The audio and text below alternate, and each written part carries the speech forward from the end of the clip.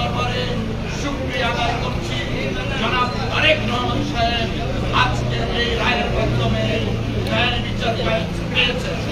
আজকে প্রমাণিত হয়েছে রাজনৈতিক উদ্দেশ্যে জনাব তারেক রহমান সাহেবকে যে মামলা সাজা দেওয়া হয়েছিল সেই মামলা আইনগতভাবে মোকাবেলার মাধ্যমে তিনি আজকে বেকসুর খালাস পেয়েছে।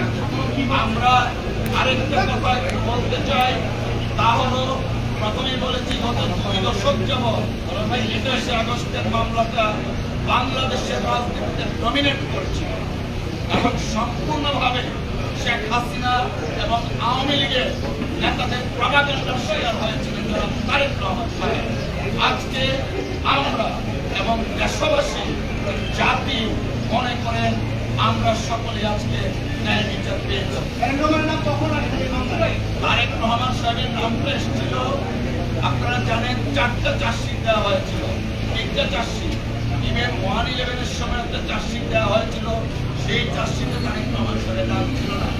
শেখ হাসিনা ওয়াজেদ যখন ক্ষমতায় আসতেন তখন আব্দুল কাহার আকন্দকে নিয়োগ করে 4র্থ চার্জশিট দেন। এই যে 4র্থ চার্জশিট এবং মুফতি হান্নানের দ্বিতীয় স্বীকারোক্তিমূলক জবানবন্দির ভিত্তিতে যে চার্জশিটটা দেওয়া হয় সেই চার্জশিটটা আইন বহির্ভূত ছিল। সিআরপিসি এবং এভিডেন্স অ্যাক্টে এই চার্জশিটের আইন, তাই এই চার্জশিটে যারা অন্তর্ভুক্ত ছিল তারা এই মামলা থেকে খালাস পায়।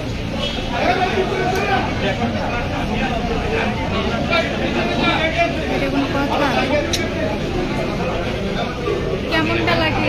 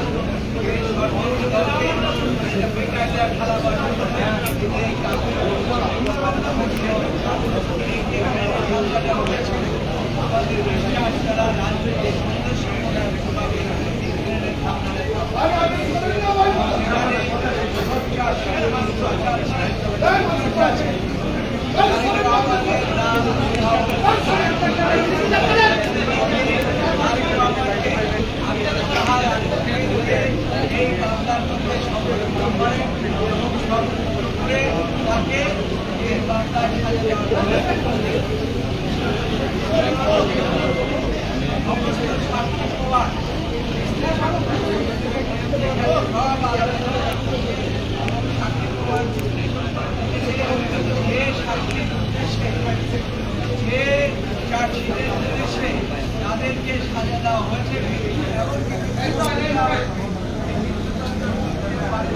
সেখানে 51 কথা বলা হয়েছে, সেখানে পরিষ্কার বলা হয়েছে বাইরের কাউকে যায় না এবং সেখানে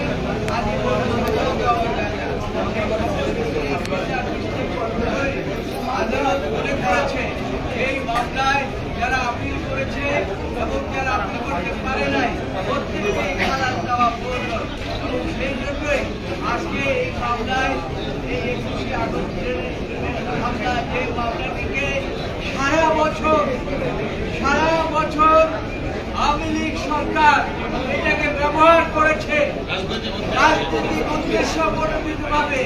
তারা চেয়েছিল যে তারেক রহমানকে এই মামলা দিয়ে চিরজীবন তাকে বাইরে রাখবেন, এমনকি তাকে মৃত্যুদণ্ড দিতে চেয়েছিলেন, কিন্তু আদালত এরকম কোনো এভিডেন্স পায় নাই যে তারেক রহমানকে মৃত্যুদণ্ড দেবেন। যাই হোক, শেষ পর্যন্ত আপনার বাবরকে এবং মৃত্যুদণ্ড দিয়েছিলেন। আজকে এই জাজমেন্টের মাধ্যমে